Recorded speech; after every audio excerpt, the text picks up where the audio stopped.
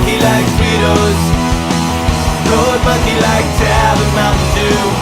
Road monkey, very simple man with big warm fuzzy secret heart. Road monkey like you. Road monkey like you.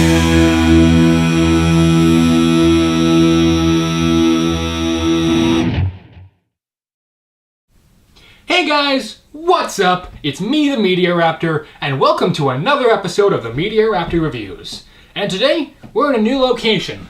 Finally moved out of the basement and into the Raptor's Den, as I like to call it. So, what are we going to review today? Well, get this. We're reviewing another 2017 movie. I know, right? Like the past two movies. But here's the twist.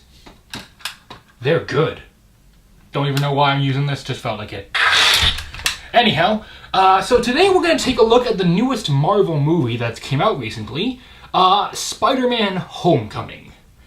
So let me start by talking about a couple things real quick. I am a pretty big fan of Spider-Man. Once again, my inability to plan ahead of time comes back to bite me in the backside, because I realize I should have had this. Hang on. Maybe it's just easier if I do it here. A big enough Spider-Man fan that I have the original copy of the third appearance of the Lizard autographed by Stan Lee. Part of that also has to do with my insane nerddom. But yeah, anyhow. Spider-Man, I think a lot of kids can agree that Spider-Man was the hero we kind of grew up with. And for good reasons. Spider-Man is a great hero. And like all great heroes, he's had some pretty good movies, aside from Ghost Rider and Green Lantern. That's kind of the one example where that's not true. And I've seen every single Spider-Man movie there is. I have Spider-Man 2 and 3 on DVD somewhere. And I have The Amazing Spider-Man on Blu-ray, which I got for like $5. Now, if you had to ask me what my favorite Spider-Man movie was out of Spider-Man 1, 2, 3, Amazing Spider-Man 1 and 2, and, Spider-Man Homecoming, these 6 movies, it would have to be Spider-Man 2 or 3. Yeah, I can hear you now. You're freaking out like, wait, he likes Spider-Man 3? Yes, this is also the guy who likes the Green Lantern movie. A lot. And both Ghost Rider movies, unironically. I don't think Spider-Man 3 was a good movie. Don't get me wrong. It's not like the classic like Spider-Man 2, and it's not entertaining like Amazing Spider-Man 2. Not like that. It's not entertaining like Spider-Man Homecoming. But wow, it's super hot in here. I'm turning on the fan. I'm sorry.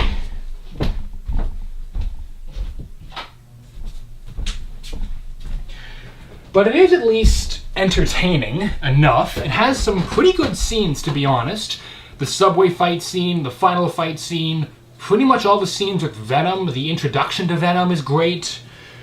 But yeah, they had way too many villains, way too many plot points, way too many bad choices. And yes, that emo Peter dance scene is one of the worst things I've ever seen committed to a superhero movie. And I sat through Jay and Silent Bob's super groovy cartoon movie, which literally said as the tagline, the worst thing that happened to comic book movies since Ryan Reynolds' Green Lantern.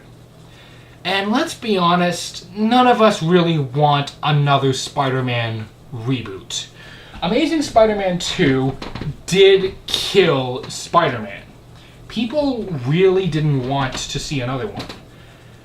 And he was great in Civil War, so I was surprised. And then when they said, yeah, by the way, we're making another Spider-Man movie, I was kind of like, why? You had something good with Civil War, don't give us another Spider-Man movie. So you know what they did? They gave us a Spider-Man movie worth watching, and they also gave us a Spider-Man movie that might be the best Spider-Man movie since Spider-Man 2. And that thing came out over 10 years ago, I'm pretty sure. So yeah, let's talk about it. Let's talk about it as its own thing, and I'll compare it to the others later on. So first of all, let's talk about what might be this movie's strongest point, the writing. The one thing that Spider-Man Homecoming does correctly is it does not tell his origin story. There are literally 3 lines, just passing lines about him getting bitten and his uncle dying. That's it. The rest of the movie, they actually say it's been a long time since he had these powers, and it's been about a couple months, like a month or two since Civil War. They literally start with him already having his powers, him having been used to his powers, and now experiencing these new upgrades from Tony Stark and all that. That's what they should have done with like Amazing Spider-Man and Amazing Spider-Man 2. I get Amazing Spider-Man having to retell the origin story because it was a reboot, but they focused way too much on it. And this movie decides also that our villain is going to have an incredibly simple story. He's a guy who worked for the cleanup crew, no joke, that was cleaning up after the Avengers Chitauri. I think I just said something horribly offensive on camera just now. Yeah, those alien dudes in the first Avengers. Like, they're in charge of cleaning up after them, which I think that in of itself is kind of funny, the fact that there actually are people that get paid to clean it up. And they start stealing stuff because they want to make money off weapons, and he ultimately discovers he can make a giant flying suit and becomes the Vulture. That literally is his entire origin story. His motivation is two things. He wants to supply for his family, and after he's done that, he just has fun doing it. That's a good villain. We don't need a, my daughter's dying and I need money to protect her. We don't need a, I'm dying, I need your blood. We just have a guy who's like, yeah, I'm making money off this and I'm having fun, so shut up, I'm gonna rob you.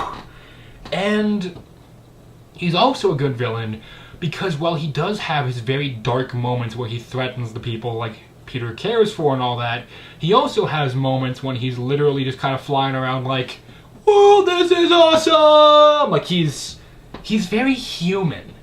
In fact, there even is kind of a cool scene, I'm going to kind of spoil the post-credit scene, where he meets the Scorpion in prison, and they say, me and my friends have heard a rumor that you might know who Spider-Man is.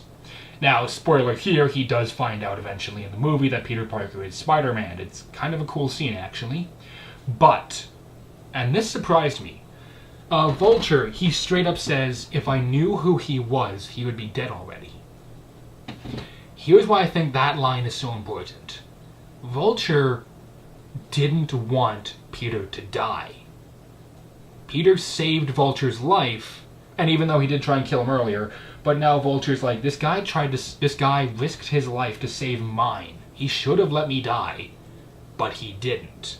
And he doesn't feel right in betraying him like that. That is what makes a good complex villain. That is what gives us a villain I want to see in further movies.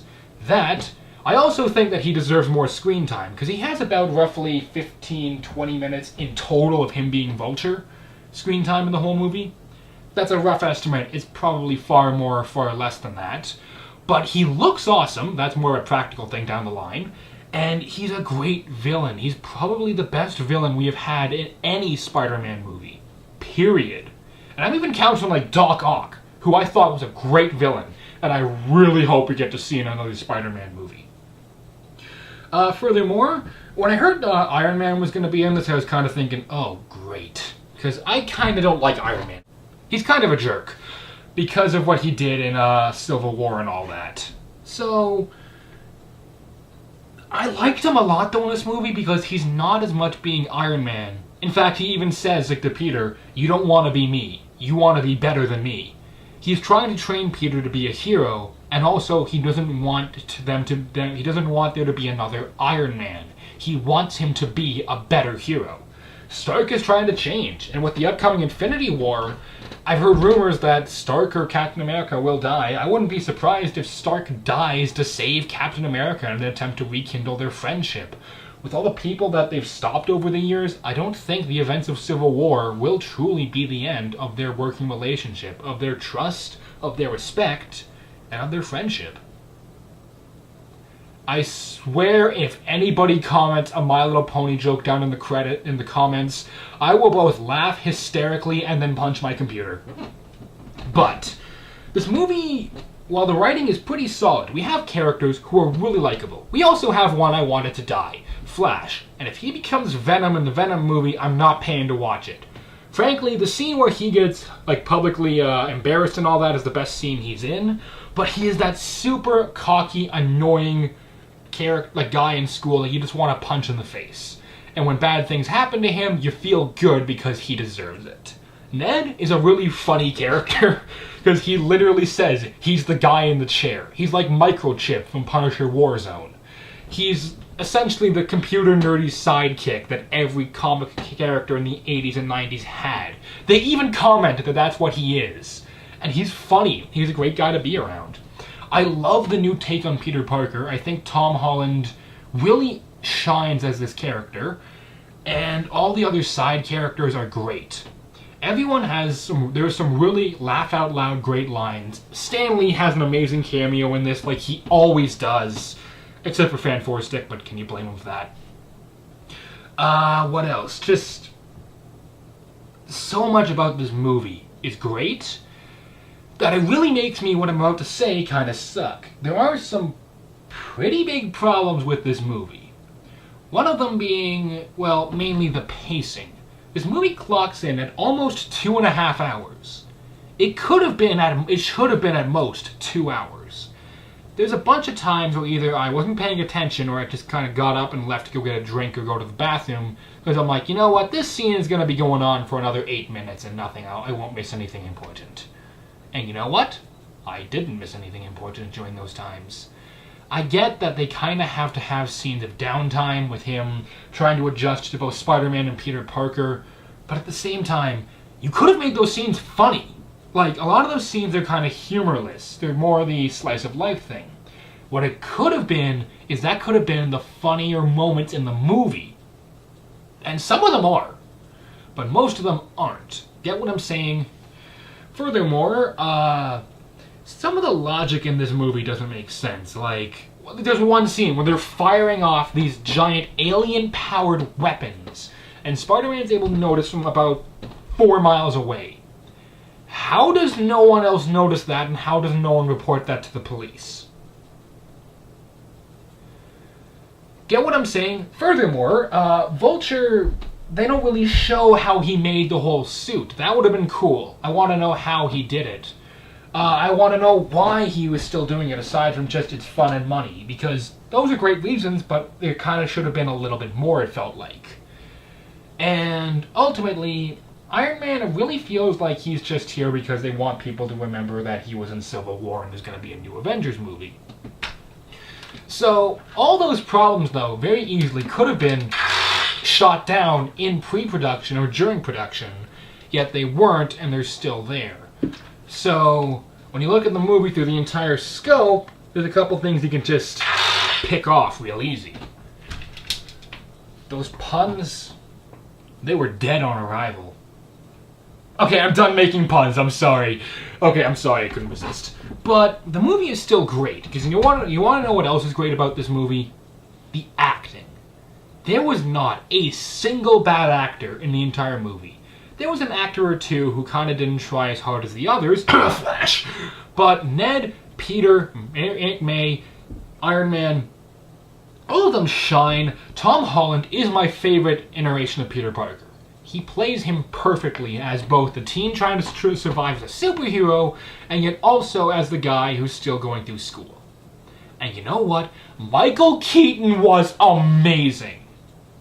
Not only because he's Batman. There, I said the most original thing in the entire review. You'll never hear that in any other movie review ever. Sorry, but I guess it's kind of biased because I love the Tim Burton Batman movie. I haven't seen the others yet. They're on my list. Don't worry, I'll get to them eventually. But I loved his performance in this as both this cocky asshole and yet this guy who, when it comes down to it, he literally pulls a gun in the front of a car and Peter's behind him and just says, "Stay away from my family and my business, or I will kill you." That's it. No evil laugh, no over-the-top acting, no wannabe edgy like Jared Leto, and please don't let him come back as the Joker, he was terrible. He's a truly intimidating character when he's the Vulture, and yet he's also a cocky, energetic, memorable villain when he's the Vulture. Part of that also has to do with the fact that we have some of the best effects I think I've seen for practical effects that I've seen in a long time. Say what you will about the costumes for like Black Panther and all that, and do I have any of them up here? Yada yada, hang on, sorry. No, I do not. I just realized I actually don't have a lot of Marvel superhero movies. Oh, okay, hang on. say what you will about the practical effects and stuff like Civil War, Guardians of the Galaxy is the fastest one I have on hand. A lot of that is still very much CG. 90% of this movie, the suits, the explosions, the weapons, the props, the sets, the action sequences, are done practically. And it looks beautiful. If there is a way that you could actually make Vulture's wings that you can fly around with, somebody tell me, and I will pay thousands of dollars just to fly around for a couple hours on them. It is the coolest looking thing I have seen in the entire Marvel Cinematic Universe to date. I really want to get my hands on one of the Funko Pops of him. Okay, I also have some more over there, but I want to get my hands on one of the Vulture Funko Pops because it just looks so cool. Something else I like, Vulture's always been a really old guy in the comics. Here, he's older, but he's also still young enough that he can put up a good fight. The Spider-Man costume, the new one, looks amazing. The old style, the homemade one, it looks reminiscent of both the old cartoon and the original movies. It just looks amazing. The action sequences when they're fighting on a plane or when they're trying to hold together an entire ship, the CG during those scenes is truly awesome, and it's kind of hard to tell if it's real or fake. Iron Man's suit looks great. Makeup and practical effects looks awesome. Little bits of blood they use look great. Music, I didn't really pay attention to the score that much because I was so sucked into the movie, but Blitzkrieg Bop plays during it. And you know what? Any movie that uses like that, Taking Care of Business, Fox on the Run, Ballroom Blitz, or what was that other one? Okay, whatever. Those 4 songs mainly is instantly great in my books because I love classic rock. Pretty much anything that's able to utilize the complete and total awesomeness that is Guardians of the Galaxy Awesome Mix Volume 1 or 2. Yeah, I have Volume 2 here on cassette. It's just great. So, cinematography is great. Lighting is great, especially during the nighttime scenes. When it comes down to it, can I recommend Spider-Man Homecoming? Sorry, I blanked on the title for a second. Oh, most definitely. Yes, it has some pacing issues.